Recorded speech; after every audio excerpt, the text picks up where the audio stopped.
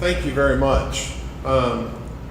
It's a pleasure to be with you this evening to talk a little bit about our campaign for Secretary of State.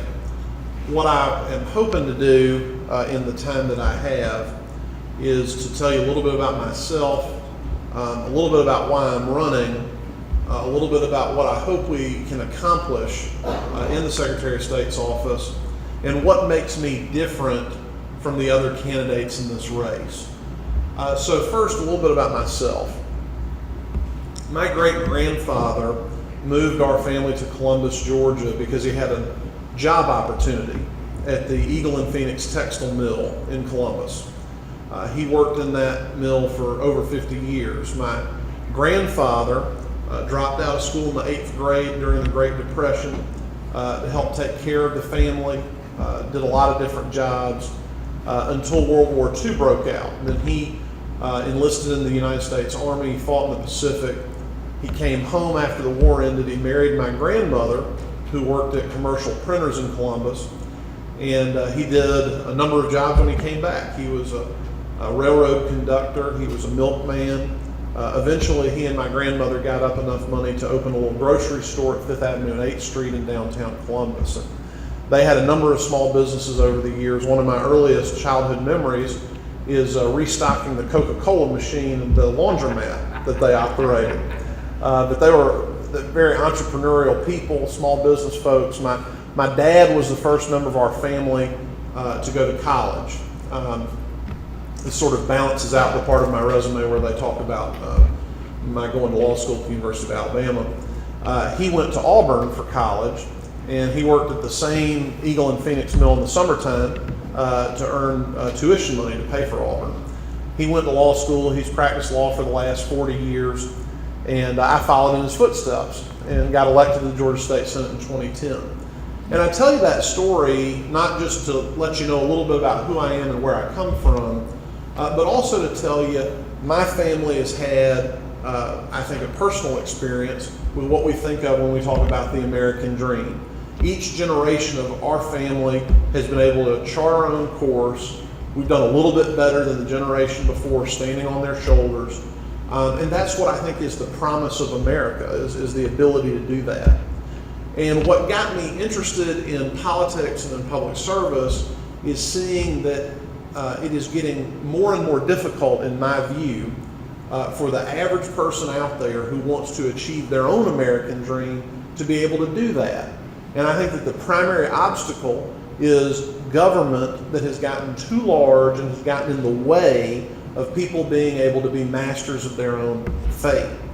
And so that's what led me to get involved in the Republican Party. That's what led me to run for the state Senate. So why Secretary of State? If you remember anything I say to you tonight, I hope you'll remember this. I am running to be your next Secretary of State to make Georgia the fastest state in the nation to get a job and the toughest state in the nation to cast an illegal vote. That's it. It's just that simple.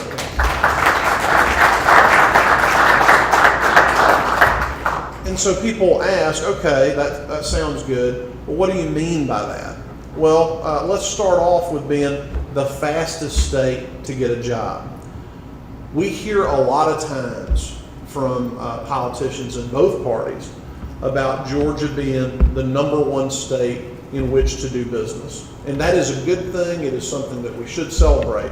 I will say that after 7 years of serving in the legislature, if I had $1 for every time I heard that, I could self-fund my candidacy for Secretary of State.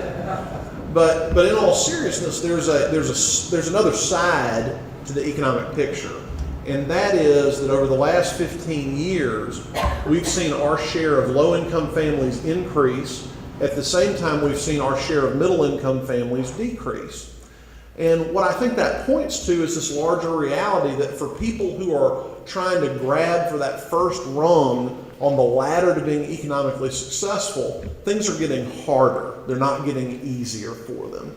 And so what can we do about that in the Secretary of State's office? Well, there are dozens of licensed professions in this state. What do we mean when we say a licensed profession? What we mean is that you got to get a permission slip from the government to do that job. That's all that really means. Now, sometimes that's legitimate. There's a reason for that. But there's been explosive growth in licensed professions. 40 years ago, 1 in 20 Americans had to go get a permission slip from the government to be able to go to work. Today, it's 1 in 3. Here in Georgia, we've seen not only the explosion of additional licensed professions, but we've also seen it harder to get into those licensed professions. On average, a person seeking a cosmetology license in Georgia spends 350 days training to get that license, almost 1 full year. If someone were to have a medical emergency tonight, and I pray that no one does, but if you called 911, the EMT who would be dispatched, on average, has 31 days of training. So isn't there something wrong with a system where there's 10 times the training required to cut and color hair as there is to render life-saving aid to someone? So I think the next Secretary of State, job one needs to be to go through every single one of these licensed professions and ask the question, does this rise to a level where we need to mandate that somebody's got to go seek government permission to go do that job? So that's the first thing we need to ask. And sometimes the answer will be yes. There'll be a public health or there'll be a public safety concern that warrants some kind of license. But then we need to ask, can we make it easier? Can we streamline the process? Can we find a way to connect people to the dignity of honest, hard work? I mean, I can't think of a greater opportunity for people who come at things from a conservative point of view than to say, let's roll back some red tape and connect people to job opportunities. We don't have to subsidize an industry by playing games with the tax code. We don't have to spend any public money. We just have to get the government out of the way. When it comes to again, I'm not picking on the cosmetologists, but why couldn't we, in the cosmetology exam right now, there's a portion that deals with cutting and coloring hair, and there's a portion that deals with nail care. Well, I met with a young lady a couple weeks ago. All she wants to do is cut and color hair. She doesn't know anything about nail care, doesn't want to. So why couldn't we break that test up and let her just take the hair care part? What injury would occur other than she would be working today, right? So to me, that is the most important job the Secretary of State has, is streamlining our licensure process to connect people with the dignity and honest hard work. Americans for Prosperity has done a national study, and they have found that if we did licensure reform nationwide, 5.4 million new jobs would be created around the country. And if you break that down for Georgia, you're talking about hundreds of thousands of new jobs. Think about all that we're hearing about getting 50,000 jobs with Amazon coming to Georgia. And this is something that doesn't require tax incentive, just requires us to get government out of the way. So that's really the key piece on making Georgia the fastest state in the nation to get a job. We also can do some things to connect people to economic opportunity. I think the Secretary of State needs to work with local chambers of commerce, folks in the business community, to make sure people have the tools they need. Somebody that's thinking about starting their own business, but they find it intimidating, the wall of government regulations that they've got to climb over to get there. Let's provide some education to make it easier for people to be able to do that. Now, when it comes to making Georgia the toughest state in the nation to cast an illegal vote, the integrity of our electoral process is one of the most important functions of the Secretary of State's office. And there are a number of different things we could talk about tonight, some of which I may reserve for questions that we get. There's the issue of voting machines. There's the issue of absentee ballot reform. All of these things are things that the next Secretary of State is going to have to contend with.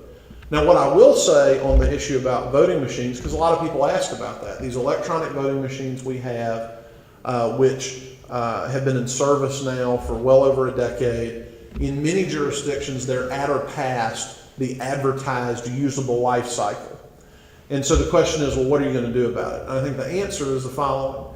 We have to have an open, transparent, competitive bid process to acquire a next level of technology to replace the machines that we have right now.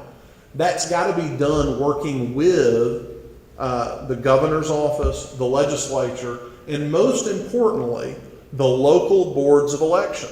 I mean, people need to understand the Secretary of State's office oversees election administration, but we're not the ones in our office running the polls and counting the votes. That's happening with your local board of elections. So they need to be involved. They're the ones that will be interacting with the technology.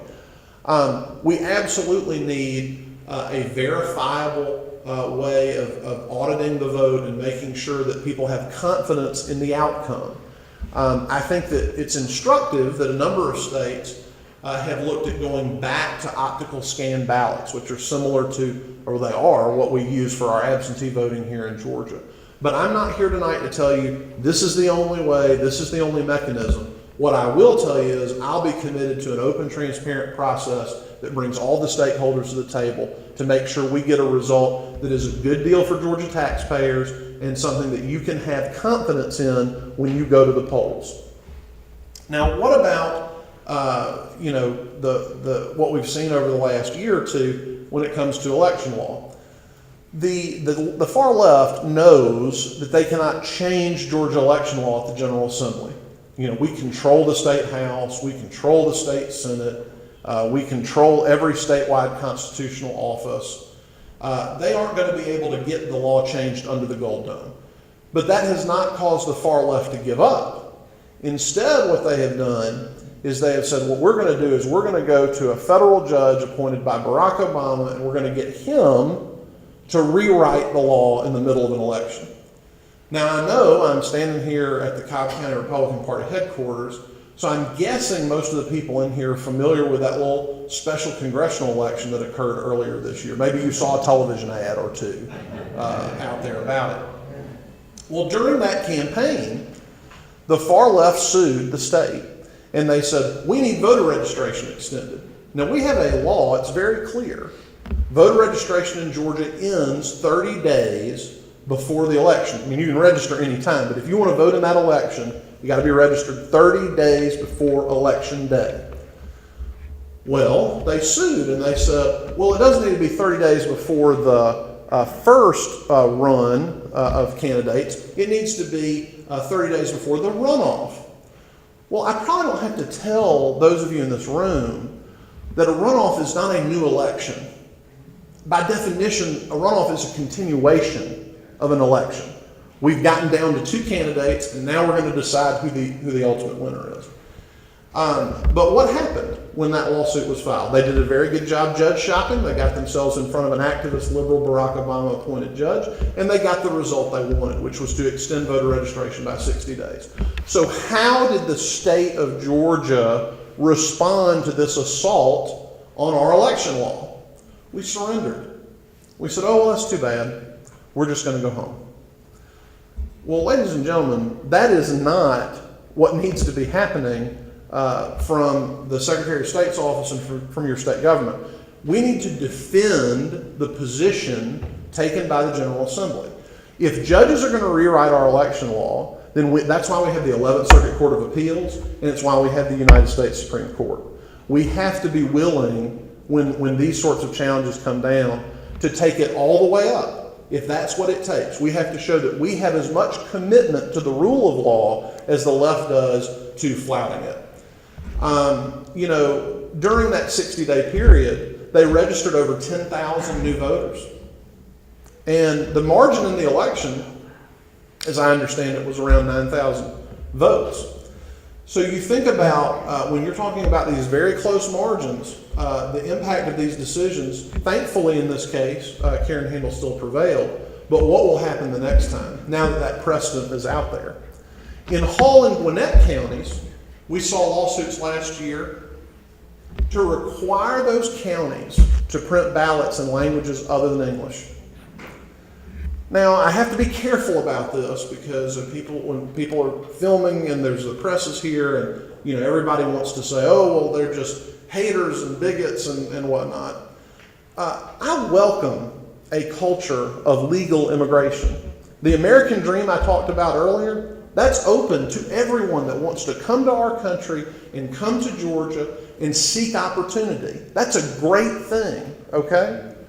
But if you're going to participate as a citizen, when you sit for the citizenship examination, you take a test to demonstrate basic knowledge of English. So it's not too much to ask that to participate in our electoral process that you understand English well enough to vote.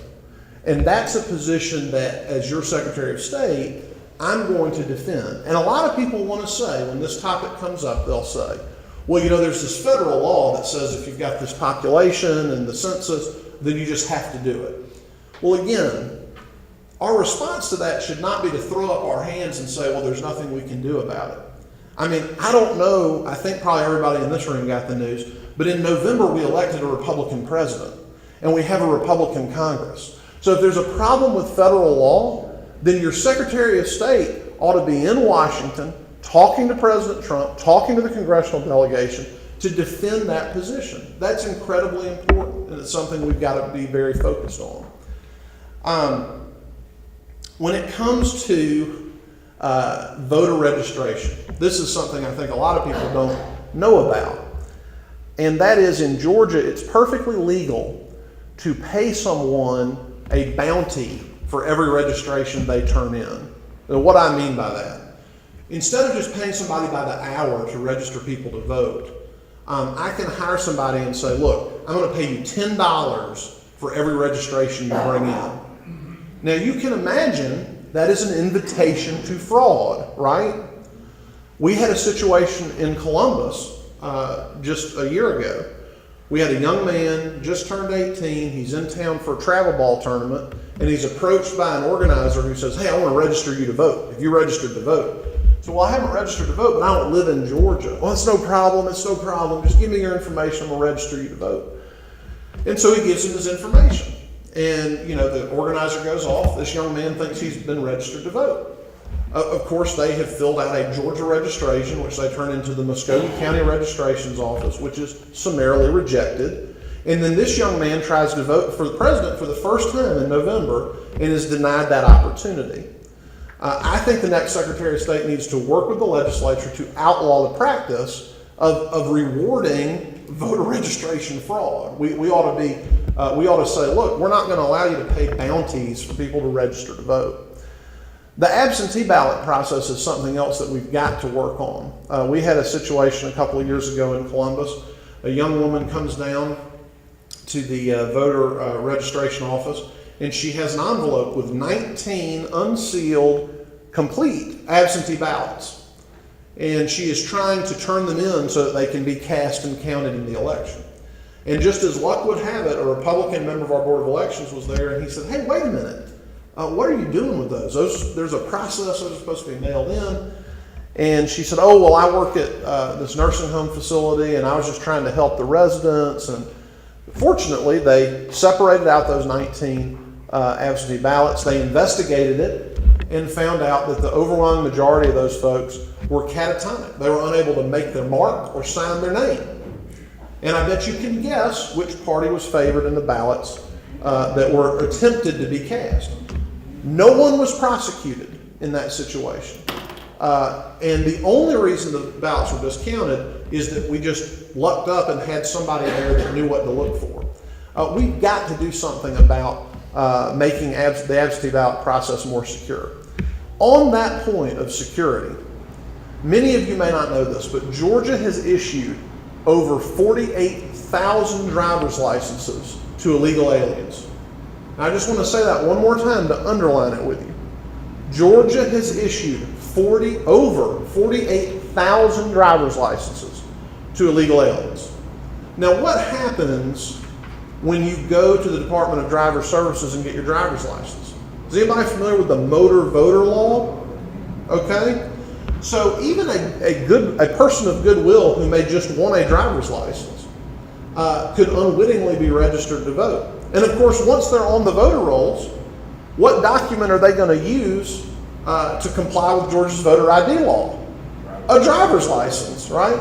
And the only difference, if you take out your driver's license and look at it, the only difference between the driver's license being issued to illegal aliens and the driver's license that you and I have are the words limited term in very small black lettering at the top of the license. I have asked and asked. I've encountered, I think, one, maybe two so far, elections officials who are familiar with that distinction. So we have a built-in voter integrity problem with these driver's licenses that has to be dealt with by the Secretary of State and by the Department of Driver Services. Now, I could go on for a lot longer. I'm not going to do that. I'm going to close just by telling you why I think I am your best choice in this race. On the Republican side, there are 4 candidates. On the Democratic side, right now, there are 3 candidates.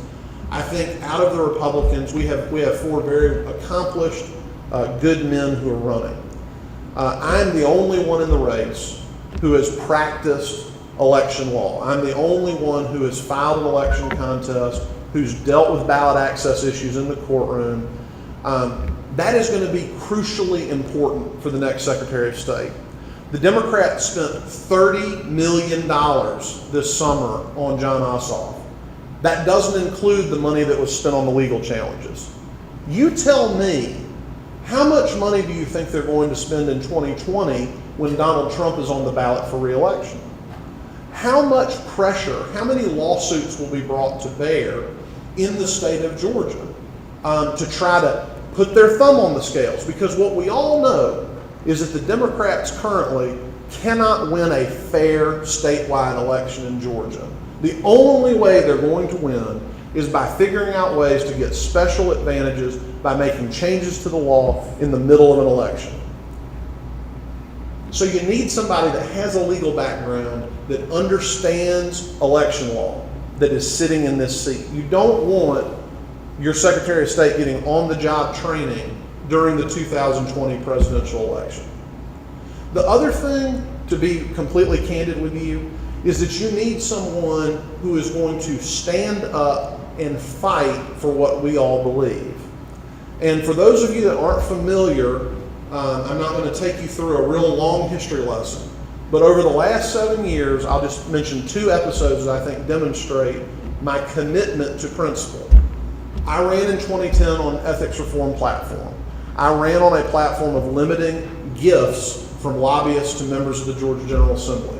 When I walked into the Gold Dome for the first time in 2011, they were spending over $2 million on gifts to members of the General Assembly. I was told that that was going to go nowhere, that I would be gone from the Capitol long before an ethics bill would be considered. 3 years later, we got Georgia's first ever restriction on lobbyists giving passed through the General Assembly and signed by the governor. On this question of religious freedom, which is a question that basically boils down to this: do you think a Georgia college, university student should have the same protection of their right of free exercise as an inmate in a federal prison? If you answer that question in the affirmative, then you believe in what we were trying to do over the last 4 years. They said we would never get a bill through the General Assembly. We did. Now, the governor vetoed it, and that's true. But we also have the 4 leading candidates for governor who have all publicly committed themselves to signing religious freedom legislation. And I will tell you, that sort of thing does not happen unless you have the same will and determination on our side of an issue as the left brings routinely on their sides of issues. So you don't want someone in this office who is just kind of a nice guy. You don't want someone in this office who's going to seek to compromise or who's going to wilt the first time there's a negative press story about him. You need somebody who is going to stand and stand and stand throughout whatever pressure the other side brings, and who will stand in the gap for you. And I would submit to you that I've demonstrated over the last 7 years, I have that record, I have that commitment. And so that's what I would tell you is the difference. You need a fighter, you need a bulldog as your next Secretary of State. You don't need somebody that's just willing to kind of go with the flow. The last thing I want to say to you is this: the primary I was told by a friend of mine that's been in sales for a long time, you don't get the order if you don't ask for it. May 22nd is the Republican primary, so I'm asking for your vote for Secretary of State. My name is Josh McKoon. It'll be the third thing you see on the ballot after governor and lieutenant governor. I'm asking for you to engage in our candidacy. Matt Fuentes is right there. If you'll wave, Matt, so people will see you. We are looking to have people sign up and join our campaign. This part of the state is critically important to our campaign. We need people like the people in this room who are educated and understand the issues to be cheerleaders for us. Because as I was telling someone earlier, somebody introduced me to someone and said I was running for Secretary of State, and they said, oh, you're going to be going around the world negotiating trade deals. You know, we've got to be able to communicate with folks and let them know what this is really all about. So I would just ask for your vote. I'd ask you to join our campaign. Help us do what we need to do to win this election. You've been very kind. Thank you for your time. If there's time for questions, I'll be glad to answer any. If not, time for questions. So okay. Ask away if you have any. If I haven't bored all y'all to tears. Yes, ma'am. Besides illegals having driver's license, is that something that you think will continue, that they need a driver's license? So it's going to require an act of the General Assembly to end the issuance of driver's licenses to illegal aliens. What has happened is since President Obama extended deferred action, this decision not to deport people who are illegal aliens, they were given social security numbers and they were given federal work permits. That allowed them to qualify under Georgia law for the issuance of a driver's license. So unless and until the legislature takes some steps to correct that, that is going to continue. So we need aggressive education immediately out of the Secretary of State's office so people know what to look for on those driver's licenses as long as they're out there. Citizenship verification is tied up in court right now in terms of being able to match against a database and make sure somebody that they are actually a U.S. citizen.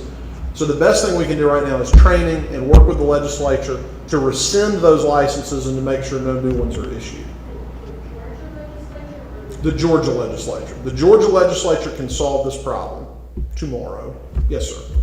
I know states that have taken and putting no alcohol across the front of driver's license for DUI offenders and things of this sort. Why can't we put non-resident across the front of that driver's license? That's a good question. We passed Senate Bill 6 out of the Senate, which basically said, okay, you know, if it's too controversial to say illegal aliens shouldn't have a driver's license, let's issue what we were calling a driver's safety card that would be vertically oriented, not horizontally oriented, that would say clearly on the face of it, not for identification purposes, only for driving purposes. And that passed the state Senate. It did not move out of the House. So I believe the next Secretary of State, as part of a broader legislative package, has got to continue to highlight this issue. I don't know this is an educated group, but a lot of places that I go, people don't know that over 48,000 driver's licenses have been issued to illegal aliens. So I think if you give somebody a statewide platform to talk about this, I think we will see a legislative remedy come pretty quickly. Yes, sir. I'm not going to bring up a specific issue, but if you see an instance where legislative action is needed, I know your office cannot submit something to the legislature to be considered as a bill. I imagine you'd have to work through a legislature or somewhere. Do you see your office doing something like that? Yes, and Secretary Kemp has had a history of doing that. Most of the executive branch departments do that. They work with legislators on these issues, and we would certainly plan on doing that. We would plan on, when it comes to elections, when it comes to licensing, when it comes to corporations and securities regulation, we would be working with members of the legislature to get legislation moved that affects these issues. Yes, sir. How many terms do you think it will take for you to achieve your goals in office? I think on a lot of the election integrity measures, the securing the absentee ballot process, getting a hold of this driver's license issue, I think those are one-term issues. I think the full implementation of new voting machines is something that could bleed over into a second term, because assuming nothing happens until we get to 2019, we've got to have the process designed and agreed to about how we're going to do the procurement. We have to go through that decision-making process. We make the decision. We then get the funding for the machines. I think everyone in this room would agree with me. We don't want to be testing these machines for the first time in the November presidential election in 2020. So it would likely be piloted out in 2021, and hopefully you would be fully implementing in 2022. But that is something that could bleed into 2 terms. But I think everything I've talked about tonight, by the end of the second term, you could have it done. Yes, sir. Following that same train of thought, shouldn't the objective be to try and get the machines in early enough to test drive them during a primary session? Yes, I mean, that would absolutely be the goal. I certainly hope there are legislators who are talking now about steps being taken in 2018 to start moving that process along, and I hope they're successful. I have seen very little evidence that that is actually going to happen. So I think when the next Secretary of State walks in January of 2019, we're going to be starting from zero in terms of that decision-making process. So, you want to be deliberative, you want to be transparent. So, we might be able to get it done earlier, but the question was, can you get it all, would you be able to get it all done in 1 term? And that's not something I feel comfortable committing to, because I'm just not sure how long it'll take. Yes, sir. You talked about making it easier, faster for businesses to open in Georgia. On the way over here tonight, I listened to Eric Erickson, and he was talking about Amazon and the state providing tax incentives. Just wondering what you think about that, about the state providing tax incentives to bring in corporations. Is that a good idea, not a good idea? Well, I'm a big believer that the way you attract business is by having a tax and regulatory scheme or law that treats everyone favorably. I think when we start picking winners and losers in the tax code, we're going down a very dangerous road. I don't want my government subsidizing one industry with my tax dollars to the detriment of other industries. Frankly, I believe, as I think a growing number of Georgians do, that we need to try to migrate away from the state income tax period, because it invites this sort of engineering that we see every year. And it's almost comical to me that conservatives will point at the left and say, don't write a government check or a government grant to prop up Solyndra, for example. But we will talk about tax credits as though that is not exactly the same thing. So I take a rather dim view of that. I think that what we ought to do is we ought to be shooting for a broad-based, consumption-based tax system that allows us to bring income rates down, hopefully to zero, and also reduce our regulatory footprint. And if we do that, we're going to attract a lot of businesses. We're not just going to be throwing Hail Marys or looking for home runs on these one-off economic development deals. Yes, sir. You mentioned the tax reform portion of the tax incentives, Amazon, what I call the Amazon lottery. I'm sure they're offering tax incentives for Amazon to bring all these businesses here. We've provided incentives for Mercedes-Benz, New Jersey, provide incentives to the music industry, to the Hollywood movie making industry. And my other concern relates to the religious liberty aspect of all this, is that what it's bad tax policy, I agree, to give these tax incentives, bring these companies in. We're also bringing in companies that do not share our values, and it's going to make it more difficult to get through religious liberty protection in the state by bringing those in. Do you see that how those come together, and how do we handle that? Sure. I mean, we certainly hear that refrain. And I'll just say, for people that have a concern, I really have 2 answers to your question, I guess. For people that have a concern that economic development is negatively impacted by protecting our constitutionally mandated freedoms. You know, for people for whom that is a concern. I invite them to look at the location of the last 5 Super Bowls, 5 Final Fours, 5 NCAA championship games. You're going to find they're played in states with laws that robustly protect individual civil liberties. You're also going to find, if it was true that laws of this type negatively impacted your business environment, then Volvo Motor Corporation would have their newest plant in North America would be in Pooler, Georgia, not North Charleston, South Carolina.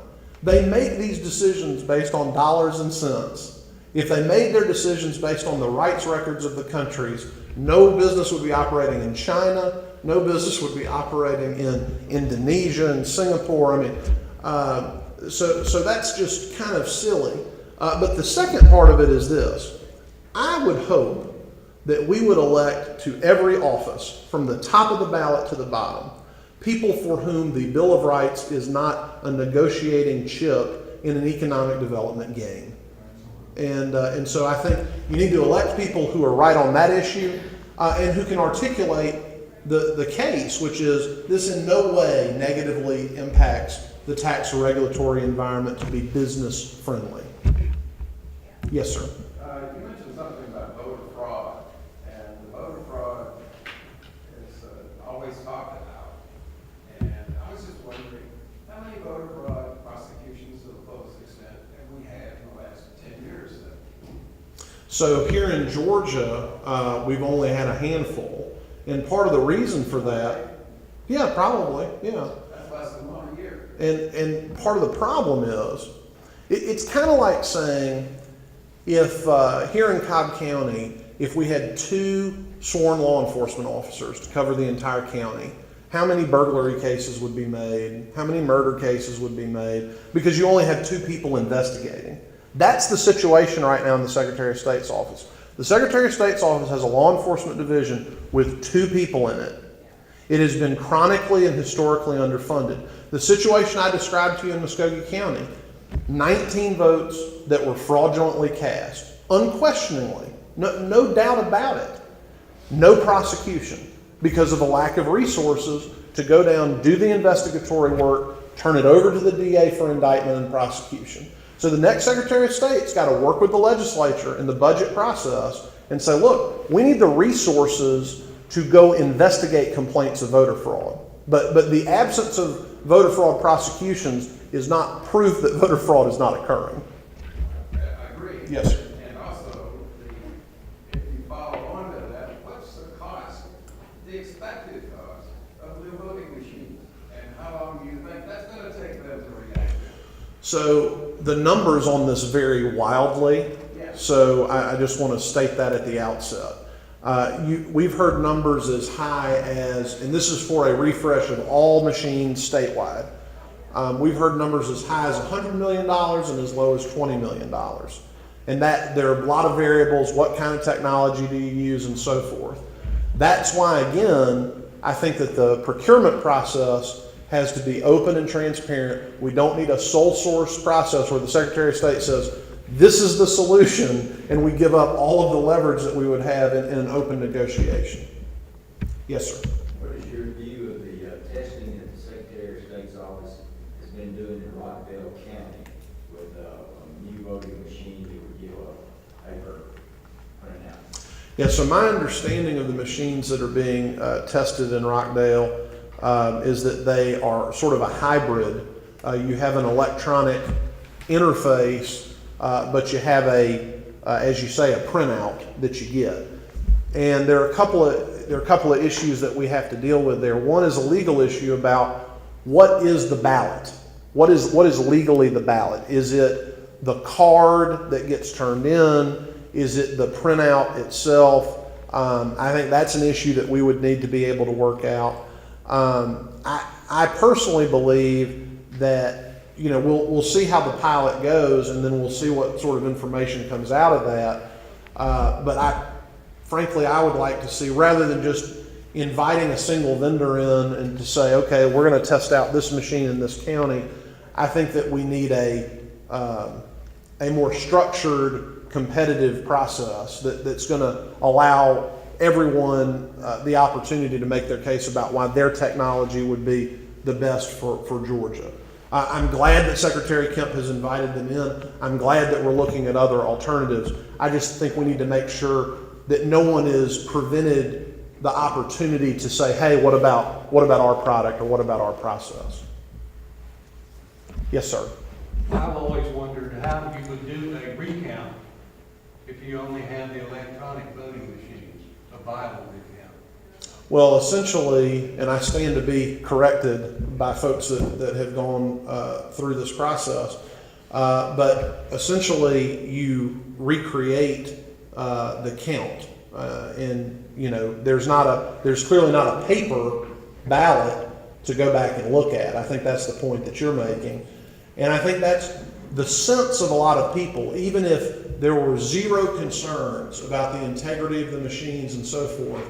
I think there is a public perception that is problematic because we have to make sure that there is a high level of public confidence in the outcome of an election. And so that's why I think having this process be open and transparent and having everybody to the table, we need to come out with a solution that's workable, that makes sense on the ground, but that people also have a lot of confidence in. And I don't think that's something somebody can just do overnight. Yes, sir. I would assume there are some sort of boundaries established by legislation on the voting process itself. And that would have some dictates to the Office of the Secretary of State on how it goes about the voting process. Is that true? So, I mean, there are definitely parameters around which the General Assembly has said an election's to be conducted. We have 21 days of early voting. That's a mandate. That's not anything the Secretary of State can change. There's 45 days of absentee balloting. That's not anything the Secretary of State can change. I do think that there's a very strong case to be made to reduce the early voting window from 21 days to a more manageable number. And if a county wanted to go up to 21 days, for example, if you're in a populous county like Cobb County, you want that 21 days to space out your early voting, fine, do that. But why should Stewart County or Chattahoochee County have to hire extra help to staff their elections office for that 2 extra weeks? So I think that there's something to be said for changing that. But the answer to your question is yes, there are parameters about the elections process set by the General Assembly that cannot be changed by the Secretary of State through executive action. The question is, what is there done legislatively that will affect the actual voting process itself?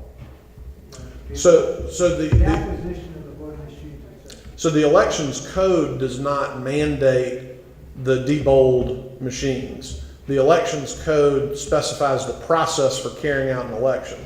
Where the legislature is going to come in terms of the machines that are required is the legislature has control of the money.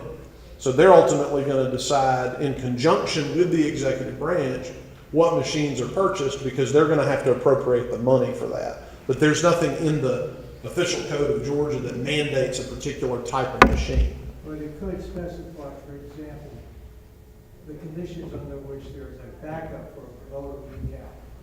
Yes, sir. We could certainly, as part of the procurement process, pass a law saying whatever the solution is has to meet this criteria. The legislature could absolutely do that. Yes, sir. On licensure, you were talking about, beauticians and whatnot. Do you see any industries that you could eliminate licenses, period? Just kind of obliterate it? Because to me, does a beautician really need a license? If they're crappy, you just don't go back to it. Well, there's an argument to be made. They're dealing with chemicals. There have been lawsuits involved with folks that have been injured. So there is a public safety and a public health argument. But you asked the question, and I'll answer it. I'll just look for a show of hands. How many people in this room think your lives would be changed if tomorrow the state didn't require librarians to be licensed? Yeah, would your life be changed by that? But we require librarians to be licensed. And I think, failure to adhere to the Dewey Decimal System isn't something that needs to involve state government. Yes, sir. Yeah, do you feel that the staffing overall of the Secretary of State's office is adequate, or do you think it should be decreased or increased? I think that there are a couple of things there. I think that there needs to be some turnover in the Secretary of State's office in some of the departments. I think that particularly in the office in Atlanta, there probably needs to be some turnover. The office has been, in my view, and I made the point about the law enforcement division, it's been underfunded during Secretary Kemp's term. I think some of the issues he's had has been due to a lack of resources. Now, am I talking about some huge spending spree? No, I'm not. But I do think that whoever goes in next needs to do a thorough audit of each department and look at what the performance is like, and then make a determination going back to the legislature and say, this is what we need. Of course, it's the politic answer would be to say, there's tons of fat, we need to cut it. I'm not in a position to give you that answer. I mean, I need to do some research on the inside after getting elected, and then go to the legislature and make a budget recommendation on that basis. Yes, sir. Georgia borders 5 states. I've got some friends come from Troop County, grew up there. They have a retirement home over on the Alabama side on Lake Hart. And I suppose that they could continue to vote in Troop County and also vote over in Alabama. As Secretary of State, what could you do to prevent people from voting in different districts like that? So I think there needs to be, there's been some discussion about President Trump's Voter Integrity Commission and Chris Kobach, and I certainly believe in cooperating with what they're doing. I don't think that the best solution is a national voter database where your confidential information is in yet another sort of government entity's hands. I think what makes a lot of sense is some interstate cooperation and interstate compact between the Secretary of States in those neighboring states that you're talking about, for us to be able to cooperate with each other to say, do we have, or is there any duplication in the role? Are there places where we've got people registered in multiple jurisdictions? But I think we can achieve that without getting into some new federal program. Yes, sir. What steps would you take to ensure that our personal voter data is kept secure after the things we've seen with Equifax and what the Secretary of State's office has got with all the personal information they have? I think that in order to try to protect against another data breach, it's hard to say to you, well, we're going to build a better mousetrap and have a higher level of cybersecurity, because from what I understand, these systems, to the extent they're connected, there's a vulnerability associated with them. I think something that merits a lot of consideration is, obviously we need some information when we register someone to vote to confirm that they are who they say they are. Once we have done that, once we have confirmed, okay, this is Josh McKoon, this is his social security number, this is his date of birth, and we issue a unique voter identification number to that person, is there then a need for the state to continue to retain the confidential information? I'm not so sure that there is a need to do that.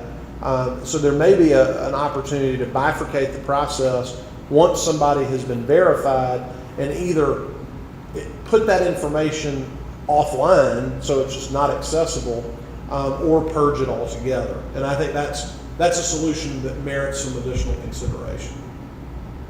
Yes, sir. 2020 presidential election, will you seek to continue the SEC primary or expanded? It's certainly going to be a commitment of mine that Georgia continue to play as influential a role as possible in the presidential election process, and that includes obviously the party nomination process. So I would certainly continue to work in cooperation with other secretaries of state in the Southeast to try to make sure we remain relevant in that process. Yes, sir. Yes, sir. You said that we need to have a bulldog in the Secretary of State's office. I was just wondering, if it comes down to Georgia and Alabama, where do you want people to lie? I mean, I said you need a bulldog, right? You know, I tell people all the time because a lot of times when I get introduced and people talk about University of Alabama, there's a big groan. And I say, you know, both of my parents went to Auburn, so I was not allowed to root for the University of Alabama. My uncle told me when I told him I was going there for law school, he said, "That's great, Josh. You can move to Tuscaloosa. I'm sure some family there's going to adopt you. It'll be great. I'll miss you." But anyway. Well, y'all been very kind. I want to make sure Jim has plenty of time to speak to y'all, so I'm going to move on. Thank you very much.